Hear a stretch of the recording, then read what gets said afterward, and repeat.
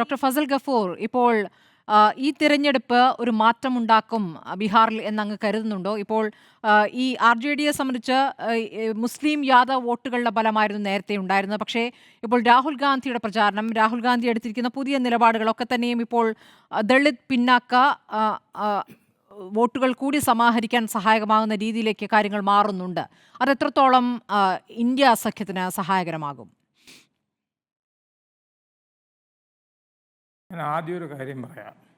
Dalit vote നമുക്ക് വേണമെച്ചാൽ അങ്ങോട്ടും ഇങ്ങോട്ടും ഒക്കെ മാറാം. കോൺഗ്രസിന് ദളിത് വോട്ടുണ്ട്, അതേമാതിരി തന്നെ പാസ്വാൻ. ആ ദളിതിൻ്റെ ഇടയിൽ രണ്ട് വിഭാഗമുണ്ട്, ദളിതും മഹാദളിതും. ഇപ്പോൾ ദളിത് വിഭാഗമാണ് കൂടുതൽ നിൽക്കുന്നത് ഇവരുടെ കൂടെ, പാസ്വാനും മഹാദളിത്. അത് ഈ മുഷഹാർ എന്ന് പറഞ്ഞിട്ടുള്ള എലിയെ തിന്നുന്നൊരു വിഭാഗമുണ്ട്, അവരതാണ് ജിതൻ റാം മാഞ്ചിയൊക്കെ. അല്ലാത്ത ദളിതുകളുണ്ട്.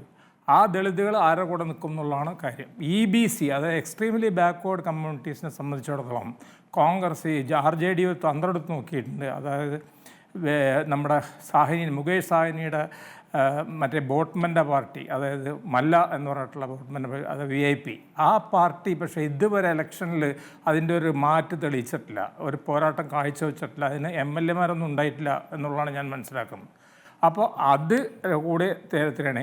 എന്തായാലും ഒരു കാര്യം തീർച്ചയായിട്ടും ഞാൻ പറയാം, പെട്ടെന്ന് ഞാൻ പറഞ്ഞുതരാം. ബീഹാർ ഇന്ത്യയുടെ മാറ്റത്തിൻ്റെ സ്ഥലമാണ്. ചമ്പാരൻ മഹാത്മാഗാന്ധി, അതിനുശേഷം എമർജൻസി ജയപ്രകാശ് നാരായൺ, അതിനുശേഷം മണ്ഡൽ കമ്മീഷൻ അതിനുശേഷം പിന്നോക്ക ജാതികളുടെ ഭരണം കഴിഞ്ഞ നിതീഷ് RJD ഒക്കെ ഇട്ട്. എന്നാൽ കൂടി ഒരു തരത്തിലുള്ള പുരോഗതി ആരും പറയണ്ട. നിതീഷിനും ക്ലെയിം ചെയ്യാൻ പറ്റില്ല, RJDക്കും പറ്റൂല, കോൺഗ്രസിനും പറ്റൂല. ഞാൻ 6 മാസം മുമ്പ് ബീഹാറിൽ ഹാജിപൂർ തുടങ്ങിയിട്ടുള്ള നിയോജകമണ്ഡലങ്ങളിലൊക്കെ വേറൊരു കാര്യത്തിനായിട്ട് പോയിരുന്നു. അവിടെ പഴയ മാറ്റത്തിനുണ്ട്. പട്ന സിറ്റി കുറച്ച് ബ്യൂട്ടിഫൈ ചെയ്ത് വെച്ചിട്ടുണ്ട്, അല്ലാതെ അതിനപ്പുറത്തൊന്നും കാര്യമായിട്ടൊന്നും ഉണ്ടായിട്ടില്ല. അവിടെ ഇപ്പോഴും ജാതി തന്നെയാണ്. പക്ഷെ അങ്ങനെ നോക്കുമ്പോൾ ഈ പേരിലൊരു ചെറിയ വ്യത്യാസം കാണുന്നു ഞാൻ.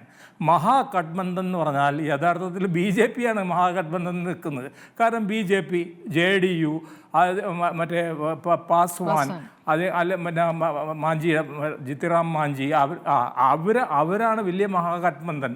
അവരുടെ വോട്ടർ കൂടി നിങ്ങൾ കഴിഞ്ഞ വോട്ടുകൾ നോക്കുക, 10-20 കൊല്ലത്തെ വോട്ട് നോക്കുകയാണെങ്കിൽ ഇത്. പിന്നെ പ്രശ്നം വരുന്ന കാര്യം പറയാം. JDUവിനെ ഈ ഇലക്ഷനോട് കൂടി BJP കൊല്ലും. എന്താ കാര്യം?